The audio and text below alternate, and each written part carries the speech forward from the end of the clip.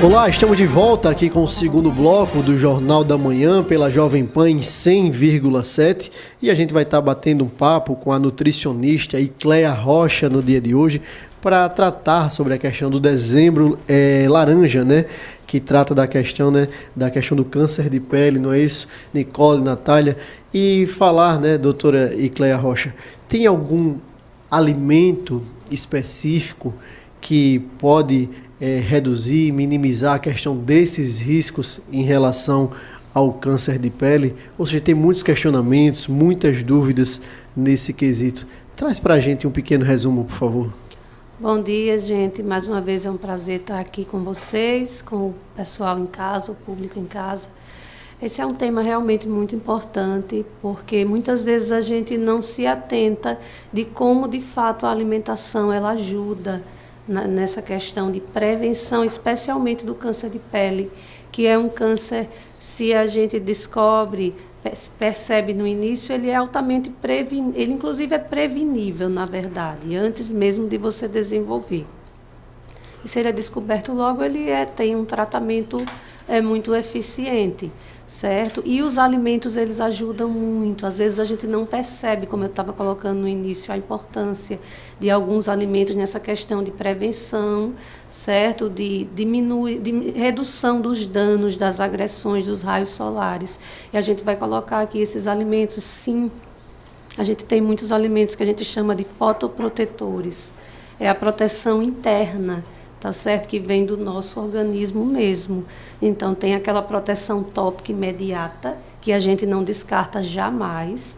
Então, a gente sempre coloca isso. Não é porque a gente se alimenta muito bem e faz a ingestão desses alimentos fotoprotetores, que a gente vai destacá-los aqui, que a gente não vai usar a proteção tópica, tá certo? Gente, jamais. É fundamental, porque é a proteção imediata. Então, a alimentação é aquela proteção a longo prazo. Por isso, a importância de estar sempre se alimentando bem, com alimentação equilibrada. Apesar de que tem pessoas que perguntam, mas tem um tempo mínimo para a gente começar a consumir esses alimentos e já ter a proteção? Sim, tem muitos estudos que mostram que com pelo menos 3 meses de ingestão diária, gente, todos os dias, a gente já começa a ter esse fator de proteção desses alimentos. Você fala essa questão de alimentos fotoprotetores, que seria uma forma de proteção solar interna que ajuda a reduzir os danos causados pelos raios. Como é que funciona? Quais seriam, né, alguns alimentos desses? E como é que funciona dentro da gente, assim, pra gente entender esse processo? Porque a gente sempre pensa o câncer de pele, né? Na pele, somente externa. como uma manifestação de sair a bolinha, de sair, né? De perceber a partir daqueles sinais que surgem, que é chamado melanoma, não é isso? E aí, mas como é essa prevenção, essa proteção interna no nosso corpo, doutora? Isso.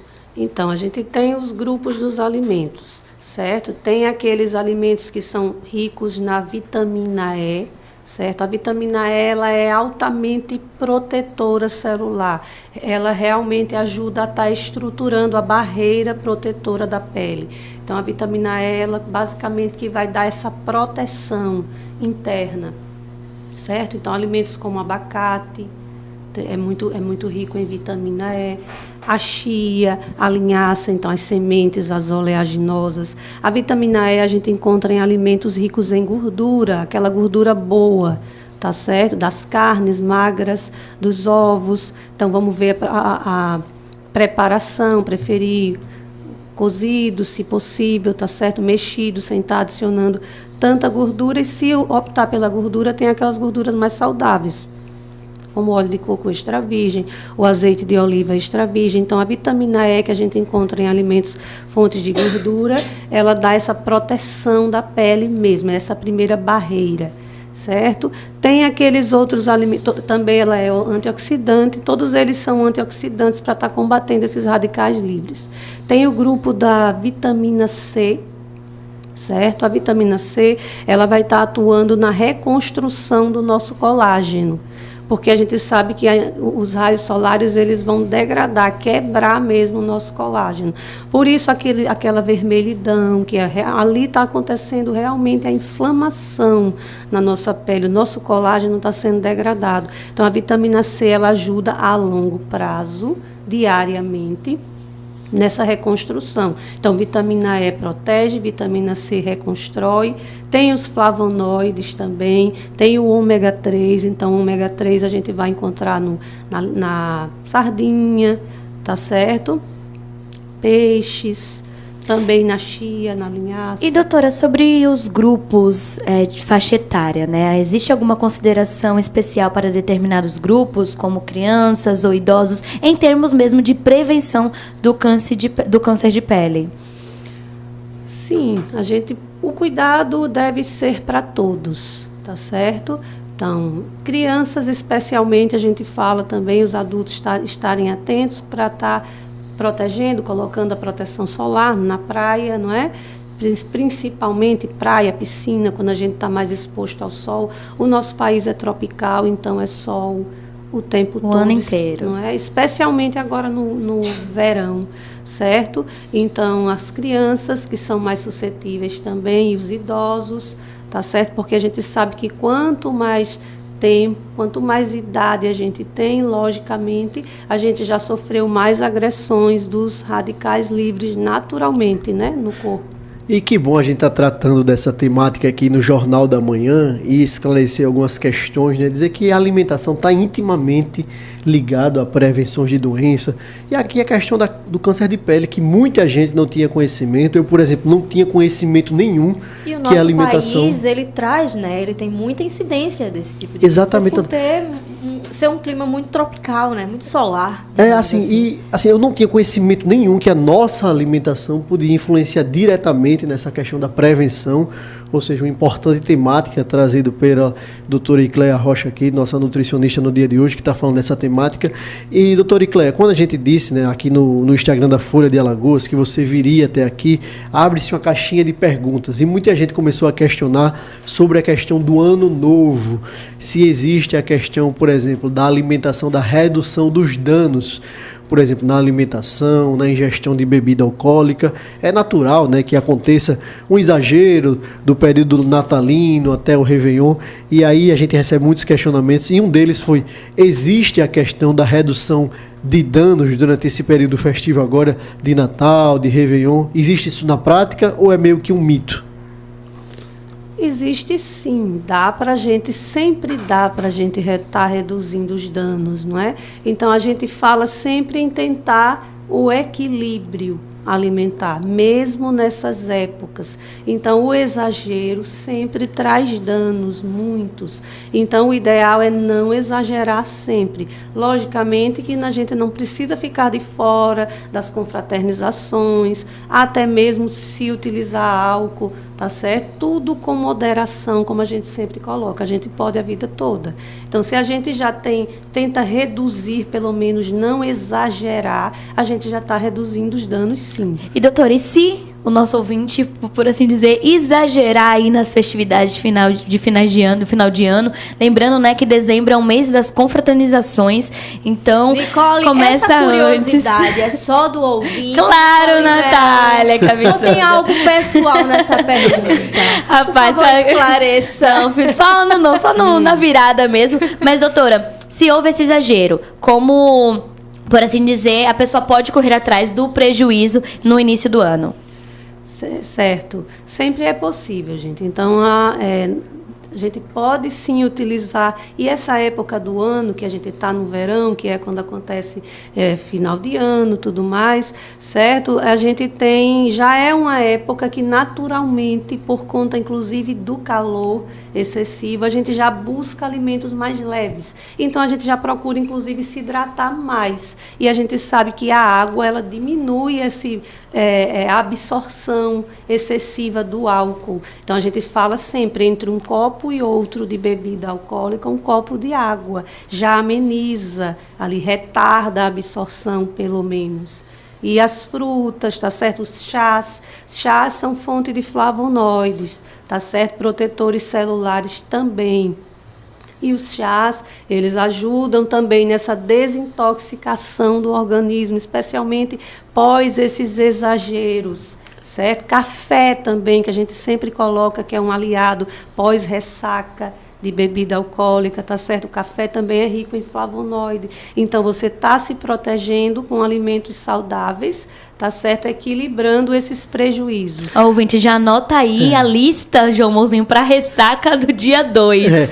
Ô, doutora Icléa, muita gente reclama, eu tenho visto muitas pessoas falarem, né, da questão de retenção de líquido. Muitas mulheres, muitos homens reclamando da retenção de líquido por alguns desses excessos de fim de ano, de Natal, das confraternizações. Muitas vezes a pessoa quer ir à praia, colocar aquele biquíni, colocar aquela sunga, mas está reclamando da retenção de líquido, que está um corpo um pouco inchado. O que é que tem algum alimento, alguma bebida, alguma coisa específica que possa trazer esse desinchaço ou melhorar essa questão dessa sensação de retenção de líquido? Existe algum alimento, alguma bebida que possa reduzir isso daí? Sim, aqueles alimentos mais leves, frutas, vegetais, muito líquido. A gente precisa estar tomando bastante água nessa época para, inclusive, diminuir essa retenção de líquido. Chás são muito bem-vindos, água de coco, tá certo? Então, lanchar frutas, tomar sucos naturais, evitar essas bebidas ricas em açúcares, refrigerantes, sucos industrializados, porque tudo isso vão fazer o contrário, vai fazer a gente reter líquido, esses alimentos altamente processados. Doutora, a gente, voltando um pouco para essa coisa do câncer de pele e tal, a gente está falando de dezembro laranja, apesar de hoje estar, assim, ser um dos últimos dias do mês. Mas o verão, né, efetivamente, ele começou, apesar de a gente estar sempre no calor aqui, o verão começou na semana passada. Então, a gente deve tratar desse assunto, assim, a partir de agora, com mais ênfase, né? E aí, João, não sei se você sabe, mas falam que a cenoura, ela ativa o bronzeado. E aí, aqui a gente tem aquele clima gostoso de praia. E aí, o pessoal pensa, eu vou passar ali, vou fazer um suco de cenoura. Eu já vi na internet, pessoal, eu acho que isso não é muito bem recomendado. Faz um suco de cenoura e passa na pele para ativar a cor da pele, para ativar esse bronzeado. E aí entra um pouco nessa questão dos alimentos, né? Como devem ser usados esses alimentos. Quais são as orientações nesse sentido? Porque a gente sabe que está atrelado. É preciso existir uma proteção na pele, né? Que é com protetor solar, que sempre reaplicando, sempre com essa preocupação. E qual é a orientação para esses casos, assim, das pessoas tentarem pegar alguns alimentos e tentar utilizar de forma talvez indevida? Olha, essa questão de passar na pele, a gente não vai ter efeito, não. Imediato ali na hora, não tem efeito nenhum. E nem de proteção, né? Não, doutora? a proteção precisa ser interna, como a gente colocou, e diariamente. Tem uma quantidade de ingestão para ter essa proteção? Não. Não necessariamente. Ela precisa ser contínua, diária. E é sempre interna. Então, passar na pele, tópico, não surte efeito. É mito, então, mito. Não é, doutora? Mas aquele suquinho que o pessoal fala, suco de laranja com cenoura, tem alguma coisa a ver, assim, com essa ativação da pele, alguma coisa a ver com isso? Ou é mais uma questão de... Natália quer ficar bronzeada agora em janeiro. Na verdade, a gente vai estar se protegendo, certo? Porque é um suco maravilhoso para a gente tomar, até mesmo antes de se expor ao sol. Mas não pensando numa questão estética, né? Não, pensando na questão da fotoproteção mesmo. Importante. E não só um dia, né? Então Não tem que só- começar tem que de virar agora. um Um hábito, isso hábito. mesmo. Não adianta do nada tomar um suquinho aí de cenoura com laranja achando correr pra praia. que vai estar com protetor solar no corpo todo, João. Doutora Icléa, muita gente falando também da questão da virada do ano. Dia 1º de janeiro é o Dia Mundial do Recomeço, seja da atividade física, seja da questão da alimentação. E tem muitas linhas que tratam que dieta é algo que ficou para o passado, ou seja, o que existe é a questão de uma readequação alimentar. Queria saber a posição da senhora em relação se existe de fato essa questão de dieta ou é apenas uma readequação alimentar, como isso funciona na prática e quais as dicas que a senhora dá para quem está nos ouvindo no dia de hoje, para o dia 1º, recomeçar uma vida mais saudável no âmbito de vista nutricional, alimentar. Conta para a gente um pouquinho.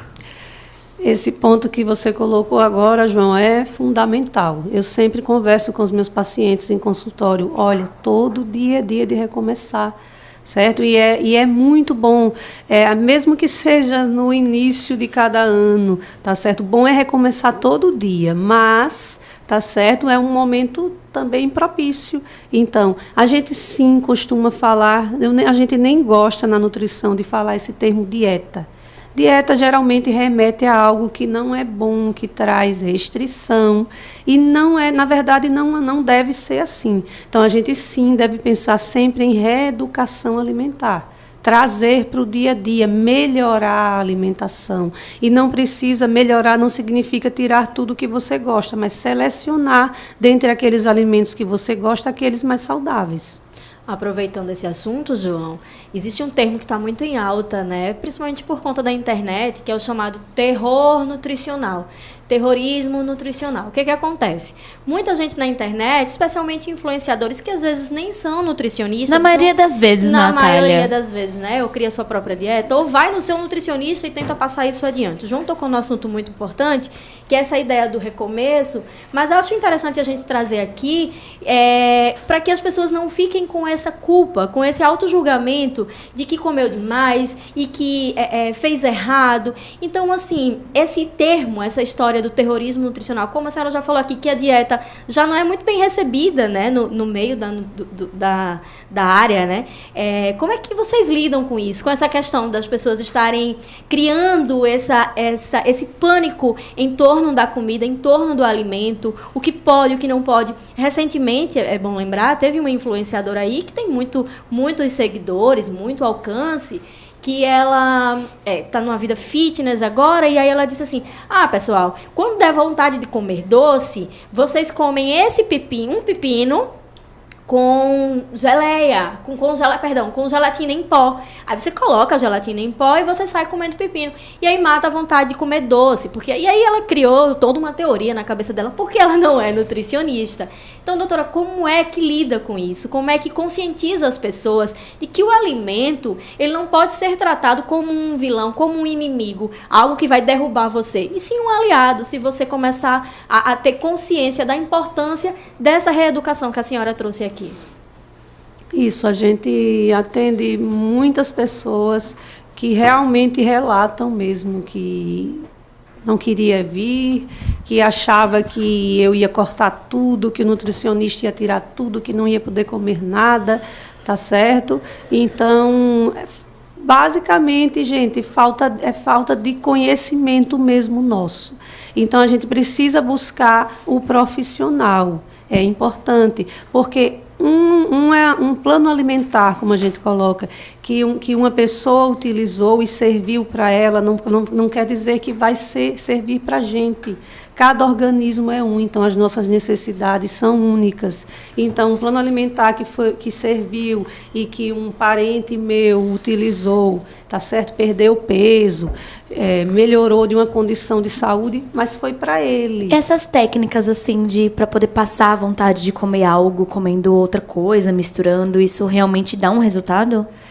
Precisa, como a gente sempre coloca, essa questão do individualismo. Então, o ideal é a gente fazer, quando a gente está fazendo um acompanhamento nutricional e percebe que o paciente ele tem digamos que ele tem uma tendência para uma compulsão, digamos assim, por doces. Então, a gente sempre recomenda o acompanhamento com um endocrinologista também, tá certo? Porque é um risco para isso não se transformar num transtorno alimentar, né, Exato. doutora? Com certeza. Então, a gente não pode estar utilizando dietas de outras pessoas sem ser para nós, sem saber a nossa necessidade. Doutora Icléa Rocha, quero agradecer demais a sua participação aqui no Jornal da Manhã, no dia de hoje, ao passo que convido para que ela possa estar aqui em outras oportunidades, tratando de temas tão relevantes para a nossa sociedade maceiense, alagoana, e quero deixar aqui um espaço para suas considerações finais. Obrigada, gente. Mais uma vez eu que agradeço estar aqui com vocês e com o pessoal em casa. E sempre, gente, frisando a importância de, especialmente nesse verão, cuidados com a pele, proteção solar, no mínimo 30, fator 30, para o nosso sol já é pouco, então eu aconselho 50, 70 ou mais. Horário de sol de 10 às 4 da tarde, cuidados especiais com as crianças e com os idosos, hidratação e esse cuidado com a alimentação, que é essa proteção a longo prazo, que deve ser diária e contínua. todos os dias, gente, utilizando esses alimentos fotoprotetores, que graças a Deus são os mais naturais que está ao nosso alcance. Frutas, verduras, salada, tá certo, gente? A alimentação a mais saudável possível.